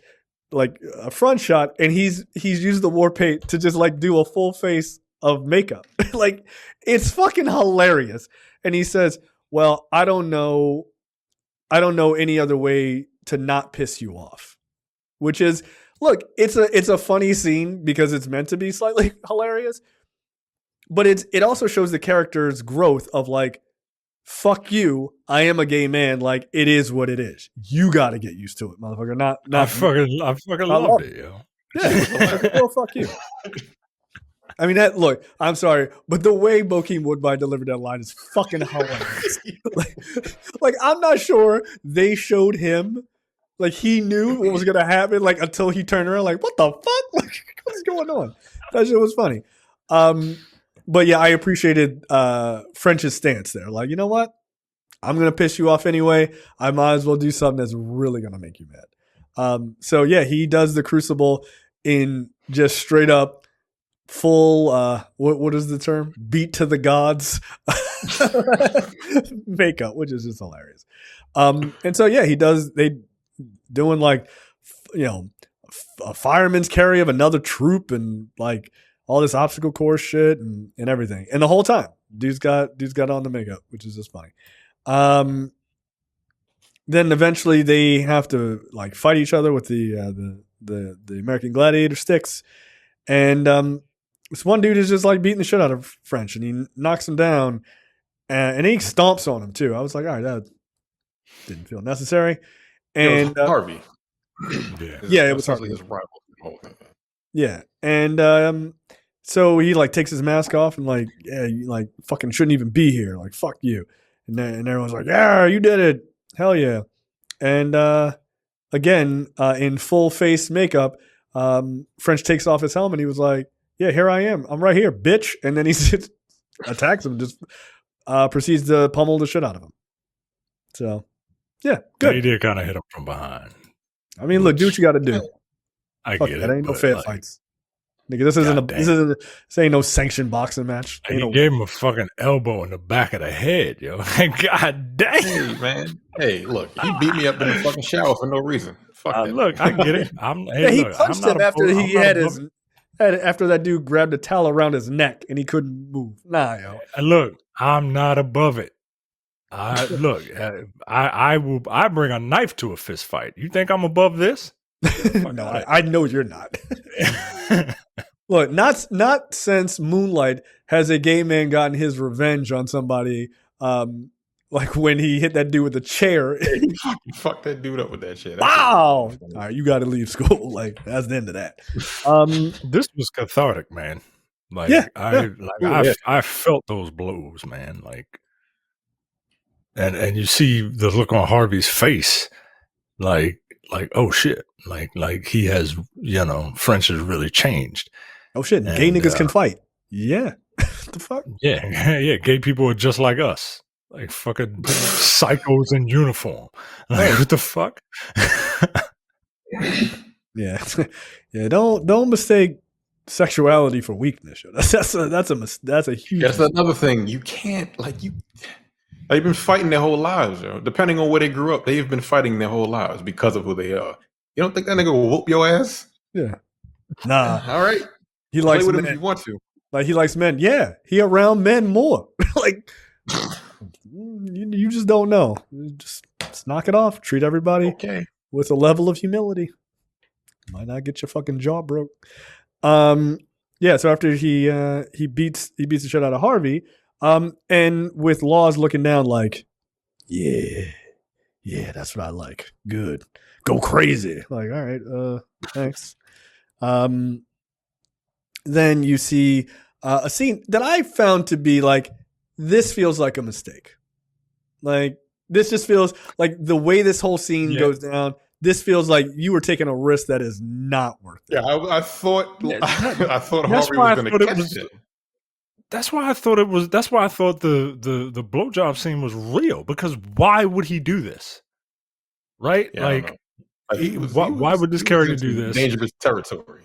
Yeah, this is a wild gamble, my nigga. Like, right. Let's see what happens. Let's not see what happens. I'm like, don't do that. I was sitting there watching TV like, yo, don't do that. Don't do that. What are you doing? Yeah, this scene made me uncomfortable. Not from the like this scene made me uncomfortable, not from the perspective of like two dudes. Like, whatever, it's a movie. I don't give a shit about that. I'm an adult. But from the like, I hope this doesn't end up being like a boys don't cry situation. Blow up in your face. Yeah, like that. I was like, oh, please don't do that. Like, god damn. And so you see Rosales walk away from the group, and he goes to take a shower, and French follows him. And French shows up, and he's in the shower, in the next shower, which it's all open. And he then just walks over to Rosales, and he's just like, puts his hand on his shoulder, because he's assuming, because of the feedback he got when he did it the last time, which wasn't a push away, it was like a, oh, okay, like he's reading that as like a welcome. And so he does it, and Rosales is like, get dressed and meet me outside, like get the fuck out of here, which is not like, you're lucky this dude didn't just like flip out, right, and just like are fighting you, right, like you don't know. Again, I was like, is that how the scene's gonna end? Thank you. Like, I was hoping it wasn't going to blow up into some like really hyper violent shit. And like he's, French is like legitimately like shocked by it, right? Again, it's a hell of a gamble you took. And so he goes outside, and Rosales is like, listen, there's many people like you that have come through here before. Like, you really want to fuck everything up? Like, what are you, out of your fucking mind? Like, don't ever do shit like that. Kind of keep that shit to yourself. Your job is to protect the man to the left and to the right of you. That's it. Like, the rest of that shit. He also said, look, I get it. You're gay. If there were no gay people in the military, there wouldn't be a fucking military. Yeah. Like, I get it. But there's a time and a place, guys. Right. And this is not it. Like, what the fuck, yo? I mean, to put yourself in danger, to get yourself kicked out, all of this shit, like, yeah. I mean, the odd thing is, we look back at Don't Ask, Don't Tell as being this really archaic, fucking crazy policy, and it was. But like, you can understand the thought process, like, from the 1990s. Like, again, we're niggas who grew up in the 90s. You can understand the thought process of like, no, we're cool. We don't want to hear about it, and you don't say nothing about it. Then we're all good. It's like, that's even. Like, but that's not even, because straight people talk about their sexual exploits in the military, I'm sure, all the time. Like, that's just a common thing. So it was a really obviously uneven sort of situation, but you can understand the weird thought process that they were coming from a like, they were trying to help, right? But it didn't. Like, here's how you help. It's fine to be gay in the military. Get over it. It's like, all right. Well, but that goes back to what you say about politics all the time, is that you can't just introduce change like that.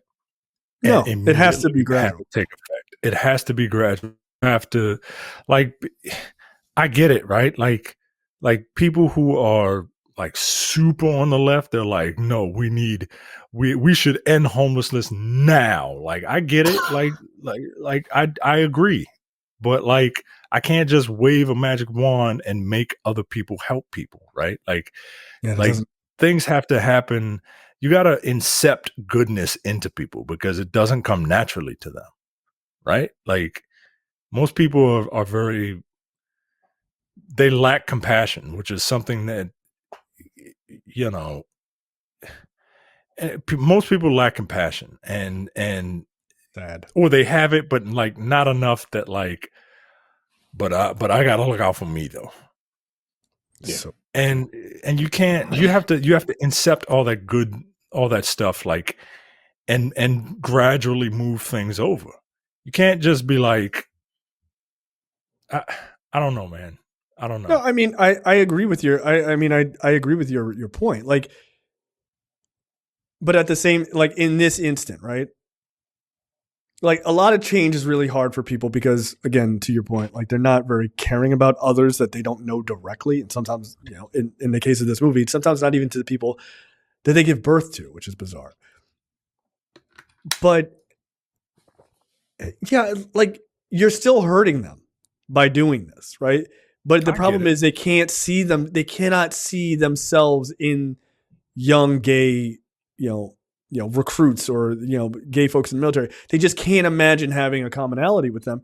And in reality, you absolutely do. You're asking these guys, these men and women, to go fight and die around the world for you. But they can't be open about who they run to when they get home, who they call on the phone, who they love and raise kids with and shit like that. Like that's insane. That thought process is crazy. But when people lose their ability to see themselves in others and see themselves in other people's struggles, that's where humanity really gets fucked up. Like it really does. Not just in the US and not just in the military, but just, not just black people, by the way, just anybody. But yeah, the movie does, I think, a very good job of trying to convey this idea of like, you got to try to understand people who are in different perspectives, for the love of God. So after that, they get ready for graduation. Again, another like seemingly very homoerotic moment of these two men helping him get into his his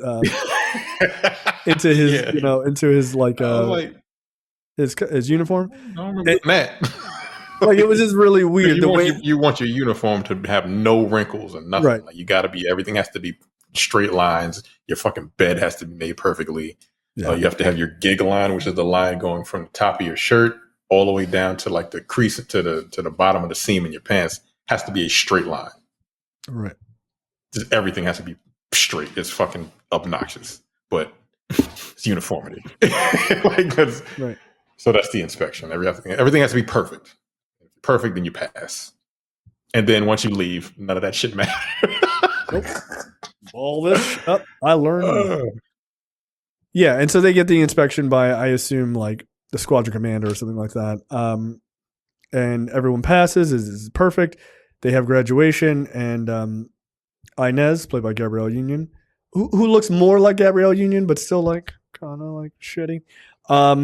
She shows up at graduation. Her car she drives a little dirty ass car. It's got a bunch of shit everywhere.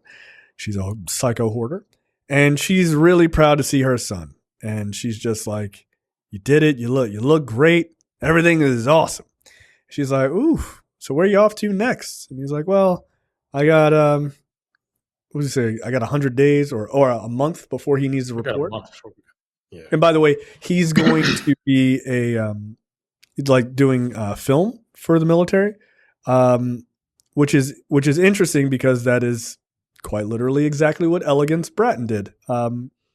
So when he graduated from the military, he served as a combat camera production specialist. So, and then he used what he learned to then become a director, which is kind of dope. I think that's a pretty cool transfer. Savini, what's that? Tom Savini he was a combat cameraman. The dude that does all the special effects and shit. Oh, really? He was a combat veteran in Vietnam. Oh, he was a combat director in Vietnam. Wow. And so his whole thing, he was in Vietnam. So he was like, I want to make my visual effects as realistic as possible because this is the shit that I saw really in Vietnam. That's why he's so good at it. Just a little side. Yeah, that's a cool little note. So they're at this sort of graduation dinner, right? So all the other Marines and their families are all at different tables. And then, she's like, oh, you're going to have the pick of the litter of all these hot young girls in the neighborhood. When you come stay with me, they want my Marine son. And French just leans back and was like, boot camp didn't make me straight. Like, what the fuck are you talking about? And because of her sort of crazy bigoted mind, she assumes because he's a Marine now, he's like tough and quote, wants to meow now and only gets hard for women. Standard things you say as a straight man. And she, like, you can watch her personality fucking flip on a dime, right? Like, I give Gabrielle Union a lot of credit in this scene. It's some pretty good acting.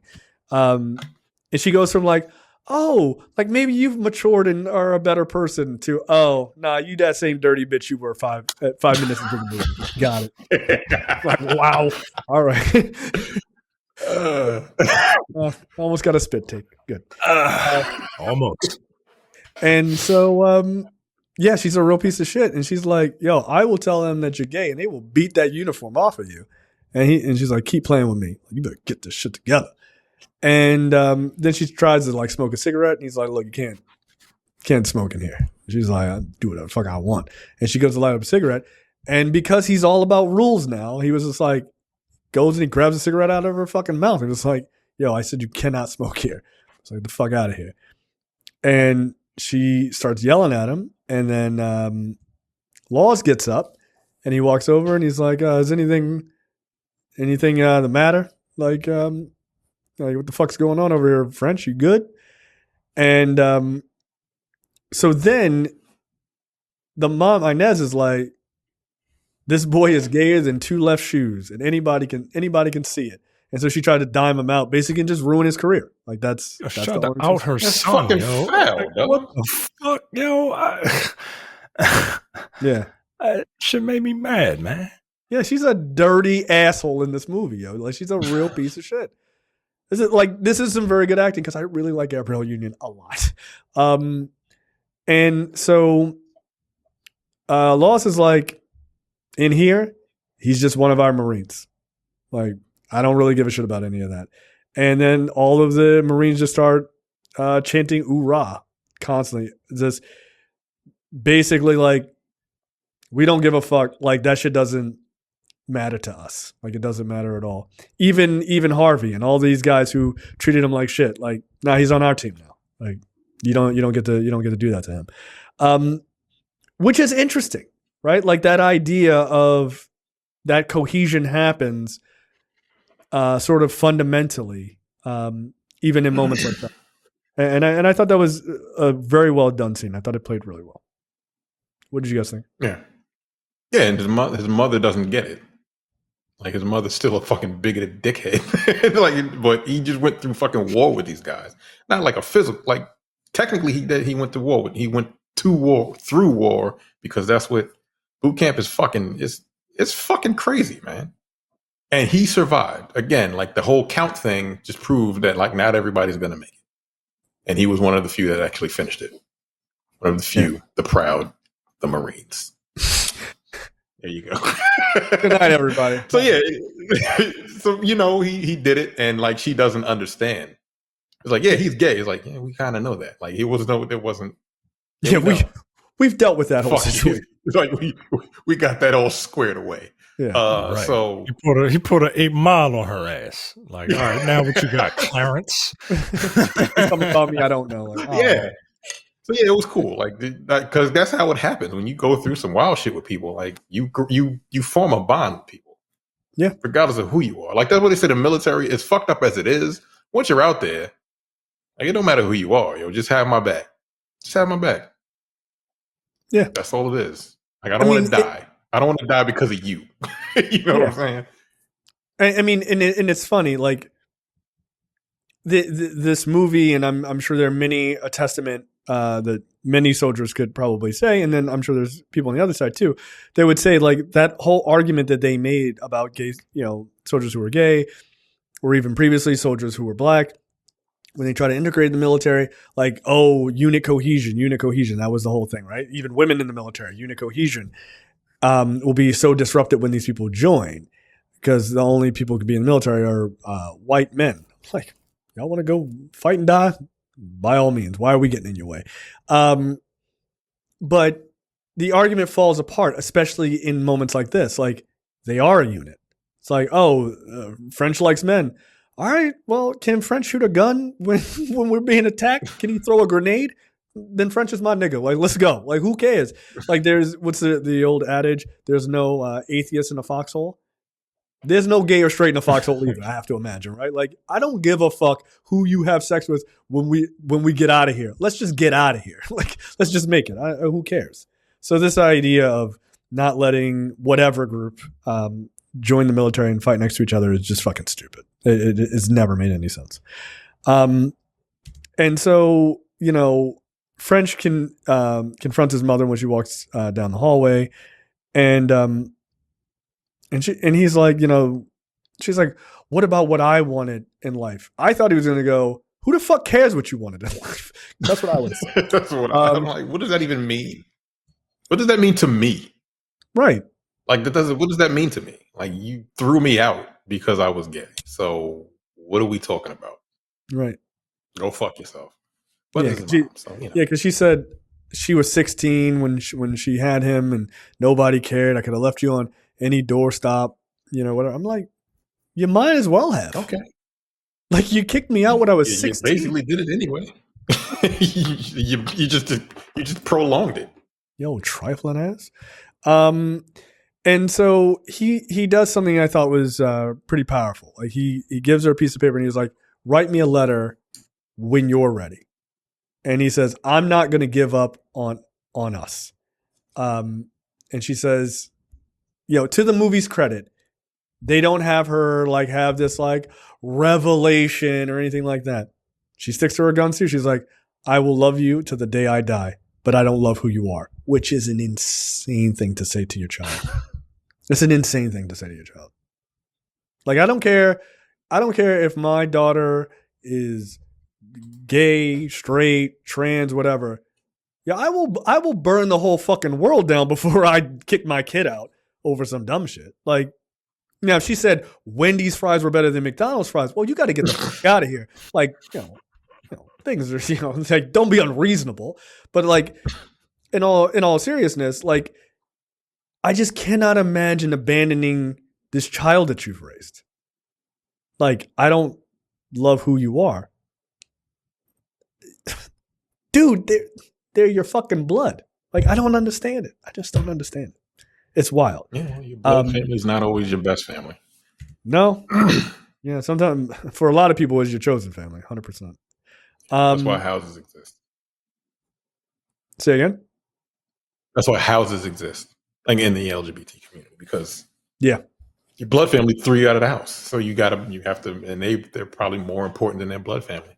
Even though they probably still love their parents or whoever threw them out, you don't love me, so I don't know what to tell you, yo. Like he says, write me a letter when you're ready to talk, or don't. Whatever. Yeah.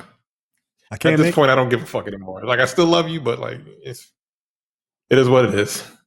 So that's crazy to me. That's just crazy. That's insane to me. I don't get it. Yeah, I like people who have kids, like young kids. They're like, oh, I hope they don't turn out. I'm like, I don't give a fuck. Like, I don't give a fuck. Look, I tell you right now, my daughter, she's 5, right? So she just like plays with every character is a girl because we taught her like, no, you're a girl. Girls are fucking awesome, whatever. And so she's like, I'm gonna marry, so and so princess, and I was like, that's cool. It's fine. I don't give a shit, right? I'm not like, no, you better marry a man. Like, whatever, it's fucking fine. What kind of dumb shit is that? But if she grew up and she was like, yeah, I'm a lesbian, I'd be like, great. That's no dicks I have to worry about. Sounds awesome. Awesome. It's great. Don't come home pregnant. I don't have to worry about it. That sounds great. Just saying. I don't see this as a loss. I see it. And look, I'll be right out front at the P flag fucking parades. I don't give a fuck. Like, ain't nobody gonna tell me to disassociate from my kid. fuck that. Fuck you. Like that's no, hell no. But I just fundamentally don't understand it. Like, so it to Religion, me, man. just yeah. I mean, it's religion. But it's also like it's also just like weird general bigotry. Like, ooh, it's gross. I got to think about it. You literally don't. You literally don't. No. You're like, oh, wonder what my son's doing tonight. Would you think that if it was with a woman? Like, that's weird. Yeah, that shit is gross. Yo. Why you thinking about your kid having sex? You fucking creep. Like, yeah. Oh, I hope he's blowing his wife's back out tonight. Why are you thinking this? Like, this is super strange. So why do you think that about your kid if they're gay? Like, it's just bizarre. Gayness, bad, incest, A-OK, apparently. Like, what the fuck? Yeah. No. Yuck. Well, at least they're not fucking couches. So anyway, that dude's a weirdo. So the last scene in the movie, French is, staring at a mirror and, he's just trying to get his shit together. And somebody says, "Hey, devil dog." And it's a Marine, an older Marine. And he's like, "Thank you for your service." And he's like, and that guy's, I don't know if that guy is like a significant person like in real life, but that dude has a purple heart, incidentally. So I don't know. Maybe he is. It may have been like his real drill instructor in real life or something like that. Might have been. That would be really fucking fascinating. Maybe that guy's like his Rosales, right? Like that would be kind of interesting. And so that's not the director, is it? No, that is not him. Sorry, just no. make sure. So I yeah, thought it was too, but yeah, I'm like, wait a minute. Like, hold on. No, that dude's way older. So yeah, he's like, thank you for your service, and that makes him feel proud, like that somebody is proud of him on that day, like legitimately proud of him and appreciates him, and that's that's in the movie, and fucking roll credits, and then we see an image of the writer-director, Ellis Bratton, who was active duty 2005 to 2010.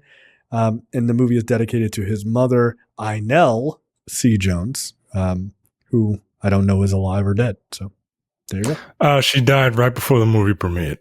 Oh. Ouch. Yeah. I mean, was she a bigot? Because, like, I have to imagine. Like, karma's a bit of a bitch, isn't it? Like, Mama made this movie. I don't feel so good, Mr. Stark. And then you die. Yeah. I don't his mother passed away shortly after the film was green lit. So she died right before he was able to get the funds to make it.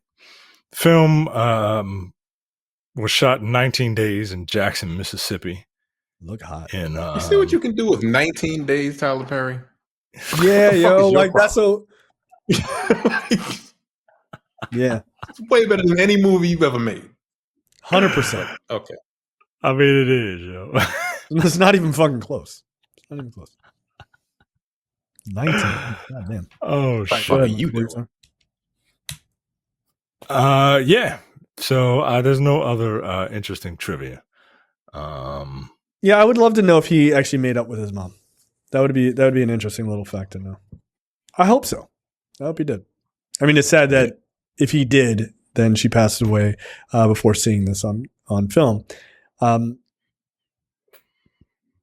But maybe they never did make up, which is why they have the ending that they have. Right? It's like there's no redemption arc. Like, no, she just died being a miserable piece of shit. So sad. All right, that is it for The Inspection. Again, a very good movie. You should, if you did listen to this without watching the movie, you should check it out. I think it is definitely worth your time. So I think that is it for us. We will be back next week for a preview episode for episode 267. Later, guys. See ya. Take it easy. Bye. You're watching the Black on Black Cinema YouTube channel. Make sure you check out our full reviews of Black movies, past and present. And every other week, we do a preview episode where we talk about a random topic that affects the Black community.